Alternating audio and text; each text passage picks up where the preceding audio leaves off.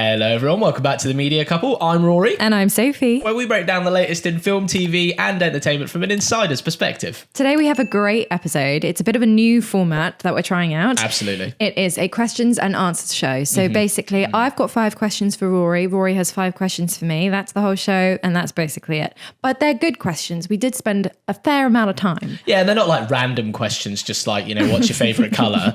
Like questions relating to film, TV and entertainment. So that's good. Weird that on The Media Couple. That's weird, isn't it? Yeah, But anyways, yes. So questions and answers.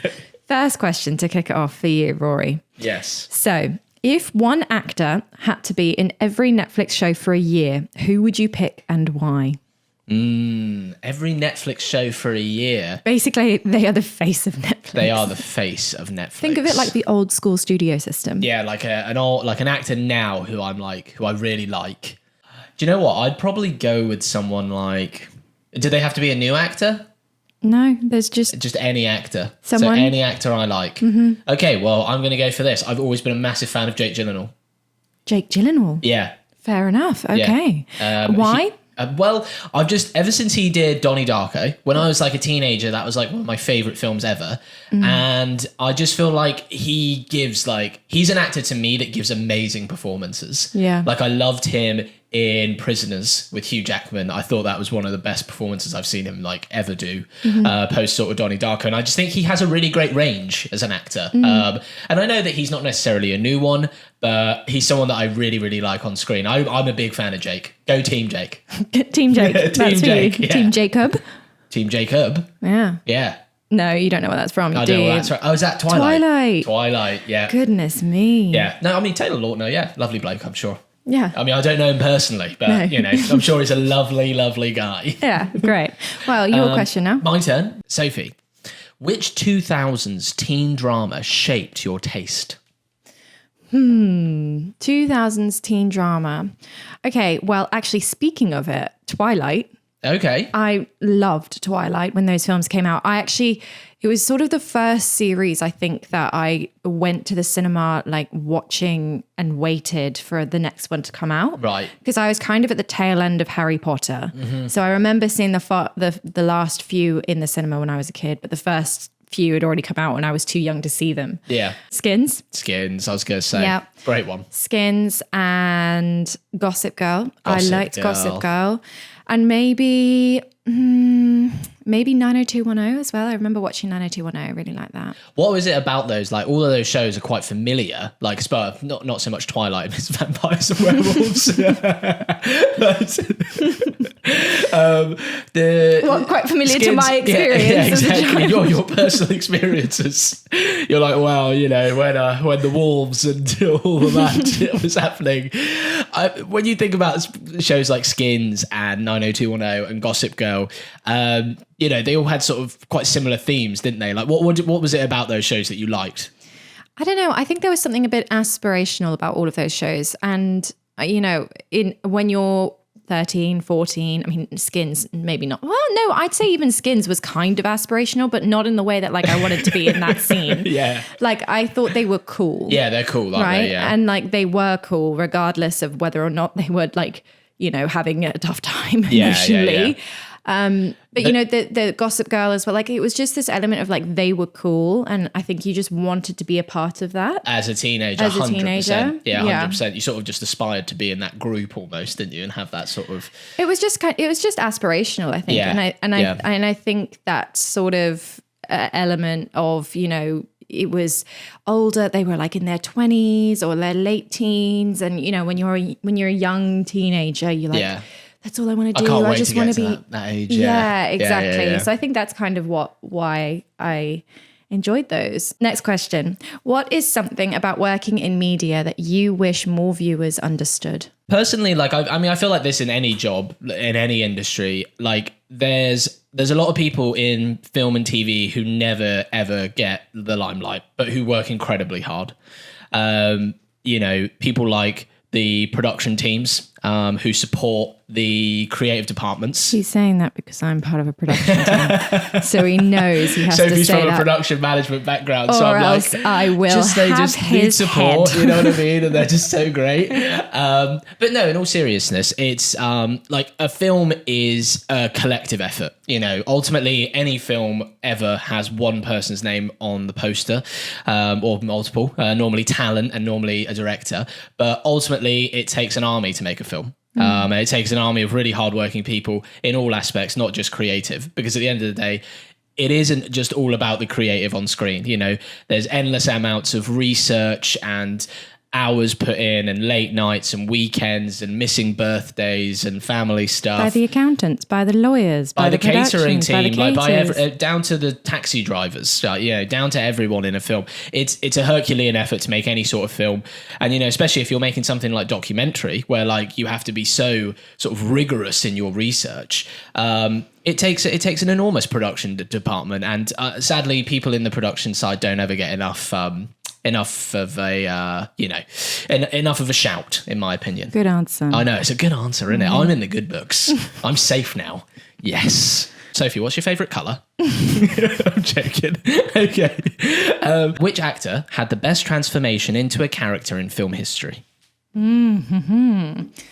Okay, there's definitely people that I'm going to forget here, but the first that comes to mind would be Matthew McConaughey.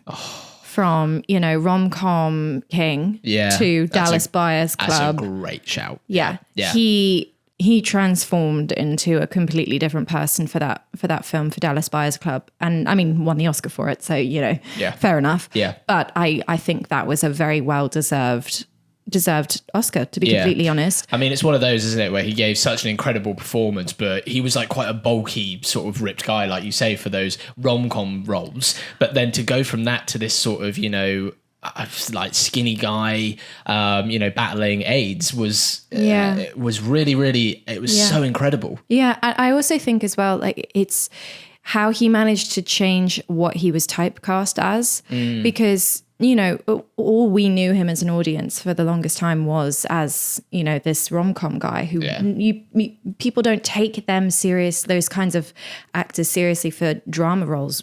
I mean, you should, but the point is they don't, right? And so the fact that he managed to not only move across, but make that move across so believable, I think was really down to his incredible transformation. It's amazing sometimes what actors have the ability to do, isn't it? Like, I have to just give a quick shout out to someone like Heath Ledger in The Dark Knight. You know, that was just so impressive to really get into that character. But yeah, no, it's a good shout. Yeah, Matthew McConaughey. Next question. Is there any show from the last 5 years you think will still matter in 20 years? I've thought a lot about this question. Yeah, but we gave each other the questions yesterday. Ahead of time. To think. Yeah, to think. So that we didn't just sit on the podcast and say, what's your favourite colour? But I've said that 3 times now. Or just sit on the podcast and think. The outtakes would just be an hour and a half of us thinking. Yeah.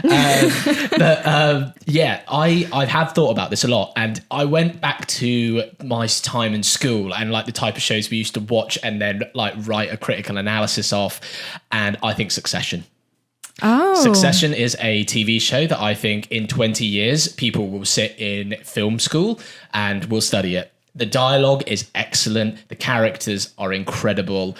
I think that show a bit like The West Wing. A bit like The West Wing, yeah. It will be a series like that like is played in a classroom at university and be like, how, like, you know, let's talk about this scene, let's break it down, we're going to write a paper based upon this, basically. Interesting. I feel like it just stands the test of time, that type of show. Yeah, it does. I actually hadn't thought of that, but that's a brilliant shout. Yeah. Yep, I totally agree with you. Yeah, okay, Succession I like is great. that. Well, it's the first time you've ever just agreed with me. How amazing is that? Sophie, is film school still worth it in 2025? Or are YouTube, TikTok and short films the new resume? This is a really interesting question. I think I'm a bit torn with this question because I think, like, okay, so we're obviously in a position now in the industry where things are shifting so rapidly and so quickly that what you're learning now in film school is not going to be what is going to be used in 10 years' time because of the way that AI is shifting our industry. We know that it's changing. So is there any point spending all that money and all that time going to film school to learn the techniques and, how to make a film and all that? I don't know. Not necessarily. I don't know if going to film school is going to be the best way to learn, the techniques, to learn what it's like to be on set, to learn what it's like to work in the industry.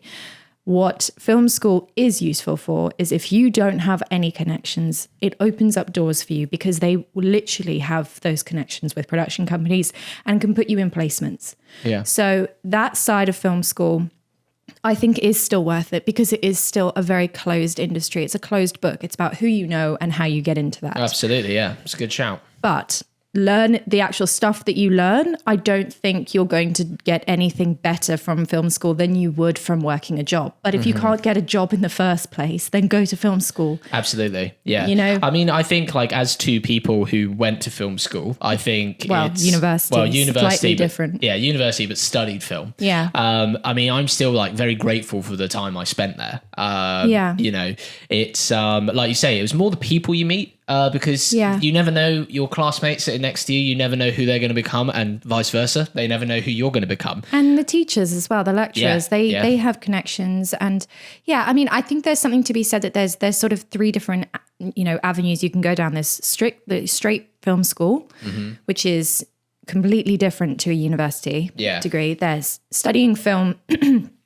There's studying film and TV at a university, and then there's obviously not doing any of those and just getting a job straight out the gate and not going to any of those places. I think all three have their merits, all three have their pitfalls. It's really dependent on your situation and what you have available at your disposal. I always think it's worth it going and trying to get either a degree or getting some education in some form, just because when you're 18 years old starting out in this industry, this is a cutthroat industry. Get a little bit of life experience under you if you have the opportunity to be able to do that, because it helps give you a little bit of a buffer between the harsh realities of what this industry is going to do, because it's going to chew you up and spit you out quite quickly. Multiple times as well. Yeah, exactly. And you just have to keep getting up. So having a little bit of life experience and a little bit of, being a bit more settled in who you are and maybe starting in this industry a little bit older, I think can be helpful. Yeah. Just to help give you a little bit more of emotional stability. Absolutely, yeah. And just maturing in yourself a bit as well. Exactly. So if you have the opportunity to do that, to go to school, yes, I think that's great. But I think it's more important for your personal development than I necessarily think it would be helpful for your professional development. So ultimately, are you saying that you do agree with film school? Still going to places like film school? I mean, it has its merits. I think it's very dependent on your personal situation. Yeah. If you could work on any show or any film that's already been made, what show or film would it be, and what role would you work in? Okay, this is quite an easy one for me. Doesn't take much thinking. I would have loved to have worked on pretty much any Tarantino film ever. Okay. Massive Tarantino fan. Would you have wanted to be Tarantino? No. Look, there's only one Quentin. Okay. Yeah. No, I actually think I would have loved to have been. I think I would have loved to have been on set. But I would actually quite like to I'd still love to be the editor. I'm not going to lie. Mm-hmm. I do love editing. I don't know if I've mentioned that before, but I would have loved to have been an editor. I think on set, watching the actors, getting to meet them, being can we do that again? I'm going to go with The Hateful Eight. The Hateful Eight? Yeah. Ooh. I know that you personally are not a fan of that film. You're like, it's way too long. But I mean, I didn't mind The Hateful Eight, right? I quite like Quentin Tarantino, but The Hateful Eight I didn't think was the strongest. Yeah. By a country mile. You loved it. I really enjoyed Django Unchained. Yeah. Well, do you know Hateful Eight was meant to be like a sequel to Django? Mm-mm. But then, it sort of, I can't remember the exact reason why Quentin sort of changed his mind. But I just think, I love Django as well. I think it's one of his best. I do agree. And I think cinematically it does. I would have loved to have been there in that scene when Leonardo DiCaprio smashed the glass and cut his hand. And it was real. Yeah. Can you imagine the medical staff would have been like, oh. Yeah. And then he'd just be like, don't go over there. I know. Right? He's in the zone. I imagine you'd have felt the tension in the room would have been palpable. Yeah. I don't know. It just would have been scripted. It was just now that is an incredible moment in film when that happens. But I think The Hateful Eight, just the dialogue aspect of it, Like, I'm always a massive fan of like really well written scripts, which is why I'm like a huge fan of Succession. Aren't we all? Yeah, but I know, but like, you know, like sometimes like action films carry it, right? You're just like, oh, you know, these like Michael Bay, right? He'll make like Transformers and it's like, yeah, we just need to see some cool robots having fights with other robots. Yeah. That's fine. The dialogue doesn't have to be anything good. It could just be like, hey, look, there's Optimus. And that's it. Whereas The Hateful Eight is in one room for 3.5 hours. Yeah. So it has to be, the dialogue has to be amazing. I think that's also why I kind of was like, yeah, because the location like never changes. Yeah. But yeah, ultimately, yeah, I'd love to have just been still an editor on Sex. I love the like going through the rushes and doing that and, you know, choosing the best takes and cutting it. But 100% I would have loved to have been there while the actors were giving those performances. yeah, that's a really interesting answer. I wouldn't have put you on a Quentin Tarantino film. Oh, big fan of Quentin. Yeah, Always. Okay, next question for you. What was your favorite Kids Star sitcom growing up? Okay, I mean, Hannah Montana. That's a good Definitely shout. Hannah Montana. Got to get Miley in there. High School Musical. High School Musical. I remember when the first High School Musical movie came out, my sister and I, we had planned our whole month around this release. I remember because we were watching the Disney Channel and it was being teased and it was the coolest thing and everybody was talking about it, right?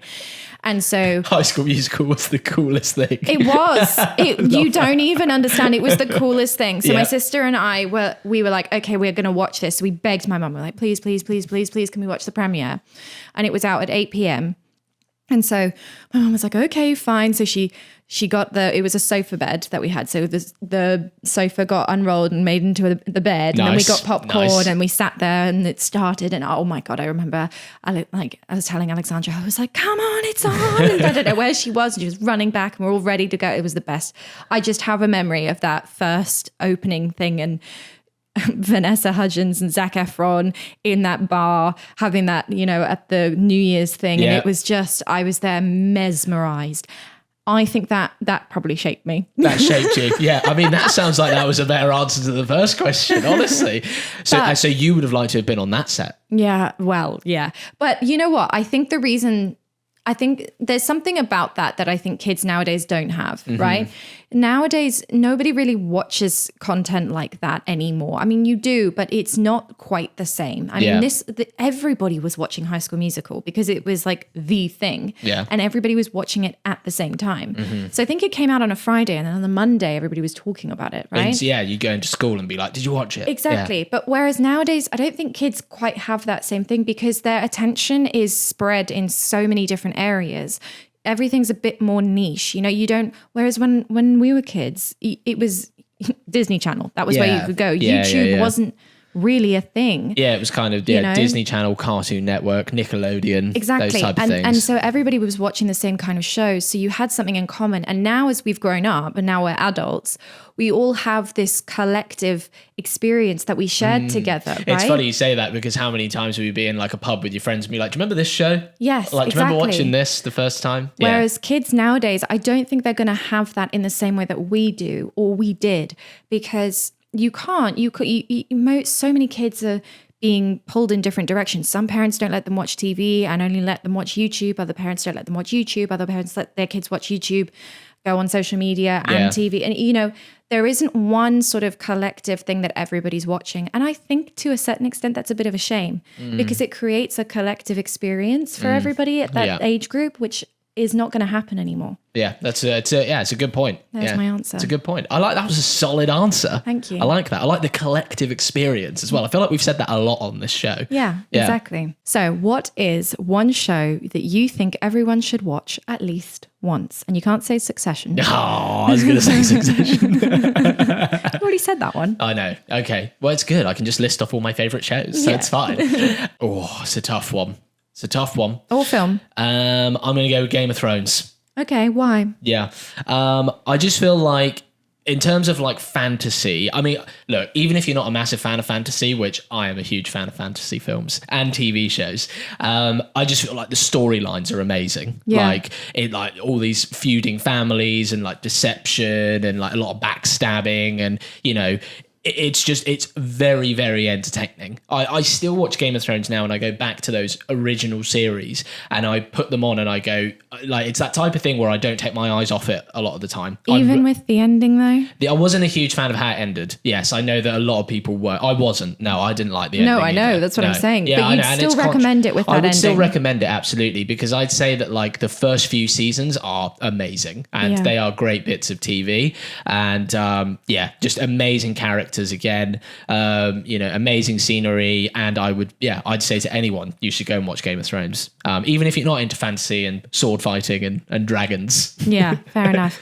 Do you know what I'd say? I would say The Big Short. The Big Short. Yeah, that's a good film. Because I think it's a really interesting way of discussing. I think it's a really clever way of putting together a film discussing a topic that is really complicated. Yeah, absolutely. Right? It's a really complicated topic that they're discussing, and they somehow, the genius of it is that they make it accessible to lots of people. And I think it's a really good education of how you can broach a really complicated and jargon-heavy subject, and boil it down and make it a really interesting storyline. And I think that is a really good. It is. I must admit, I know what you mean. It's a great way. I mean, the writing in that show again is Aaron Sorkin. That's said it before. We'll say it again. Aaron Sorkin, you are the man. Hey, Aaron, you're the man. All right. We think you're the man. Yes. All right. Well, I do. Well, Sophie, I also think that as well. Okay, last question from me. Oh my goodness. Here we go. Do you think fashion in film is storytelling or just aesthetic fluff? No, just aesthetic fluff. Absolutely, it's storytelling. Yeah. Do you know, I was thinking about this, Cruella, the film with Emma Stone. Really good film, yeah. Right? Loved that. I mean, I think that film just exemplifies why fashion is important. Yeah. You know, obviously Cruella has a specific look that goes with her, with the, half black, half white, hair and the polka dot coat and fur coats and all that kind of stuff. But I think to bring in the way they brought in the fashion on that film really elevated the characters. And I was thinking about this as well. If you didn't have costume, right? In our daily lives, when we go out and we're, seeing people in the world, we'll see people who are dressed in a particular way. And the way that they dress is how that specific person chooses to present themselves to the world. Yeah, absolutely. Right? Yeah. So that tells you about who they are. Yeah. Before you're even interacting with them, you are already getting a sense of who they are. Exactly. Say you're meeting somebody from the, who is a punk, right? And they that's how they dress and that's how they, express themselves. You're going to have a different opinion of somebody who's dressed like that versus somebody who's dressed in a suit. Yeah, absolutely. Right? You're going to have a different sense of like what they value, what they don't, who they are, just based on how they present themselves into the world. Yeah. So you extrapolate that to characters and people. Yeah. And of course it's going to make an impact on how you view the people and the characters and who they are and what they value. Absolutely. I mean, it's more than like period dramas, right? Like everyone in Bridgerton, right? Or everyone's in like a corset or like those sort of jackets that sort of go long at the back. But that's more scene setting to an extent in period kind of dramas. But I think in things that are more modern, I think it also heightens it and it is just as important. Absolutely. And it's funny, isn't it, how fashion in film can have like an effect in real life. Yeah, right. Because absolutely. then we pick up trends from films, and then we're like, oh, I want to dress like them, or I want to wear what they're wearing, or I need to get that. So it has a crossover, doesn't it? Yeah, I think everything that you see in a frame, I think there's nothing in a frame that should just be there because it's there. I think everything needs to be considered. So there's nothing that should be there as aesthetic fluff, shall we say. So in another simple favour, when they had those like plants just in the background, that had to be there, or? No, they didn't have to be there. But again, that wasn't, I think that was considered, but that was poorly considered. That's my point. So it can be there. Okay, but it has to be considered. If you haven't watched that episode, don't go watch that episode because I go on a bit of a rant about that film. But yes, no, I think costumes are important, and I love seeing costumes. And again, you could think of another film which is all about costumes, but The Devil Wears Prada. Yeah, well, I mean, that film's just, it's also all about the fashion, isn't it? So, but that film talks about why fashion is so important. Yeah, it's amazing. The scene with the blue, right? Like, it's just blue. And then she's like, oh, that blue, I can't remember the exact lines, but yeah. Cerulean, and you picked it out. You picked that blue, you picked that jumper out of a bin in whatever it was for $5 without realizing the reality of all the people in this room who picked that blue out for you, or something like that. Yeah. Please move at a glacial pace. You know how that thrills me. That's a great film. It's a great film. But yeah, like you realize, don't you, like the impact that like colors and cuts and things like that have, and you don't appreciate it sometimes. Well, it's how a person chooses to project themselves to the world. So Absolutely. Of course it's going to impact character, because it's who they think they are and who they want the world to see them as. Absolutely. Yeah, that's a great way to wrap up the episode. So on that note, thank you guys for being here. Thank you for listening. We put these out every Thursday, so do check back in next week. And if you have enjoyed this, please do like, subscribe, or leave a comment. It does really help us. If you're listening, please leave us a review, give us a rating. It helps other people find us. Thank you guys for being here. We will see you next week. Thanks, guys. Take care. Bye. Bye.